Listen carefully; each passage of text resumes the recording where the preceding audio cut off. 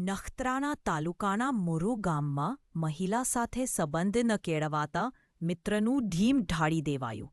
નખત્રાણા તાલુકાના મુરુ ગામમાં થયેલી ઘાતકી હત્યામાં મૃતક યુવાનનું શેર અંદાજે 24 કલાકની શોધખોળ બાદ મંગળવારે બપોરે બોરમાંથી બહાર કાઢવામાં સફળતા મળી હતી. દરમિયાન મૃતક રમેશ અને બેમાંથી મુખ્ય આરોપી કિશોર બંને મિત્રો હોવાનું બહાર આવ્યું છે.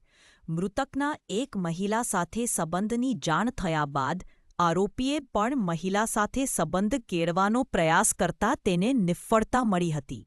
જેના મનદુખે મિત્ર રમેશને વાડી પર જમવા માટે બોલાવી માથાના ભાગે પાવરો ફટકારી હત્યા નિપજાવ્યા બાદ હાથ અને માથું કાપી બોરવેલમાં નાખી દીધા હતા. મુરુ ગામના 20 વર્ષીય યુવક રમેશ પુંજાભાઈ મહેશ્વરીની ગામની જ એક મહિલા સાથેના સંબંધને કારણ હત્યા કરી દેવામાં આવી હોવાનું સામે આવ્યું હતું. જે ગુનામાં પોલીસે આરોપી કિશોર લખમશી મહેશ્વરી અને કાયદાના સંઘર્ષમાં આવેલ સગીરને ઝડપી લીધા છે.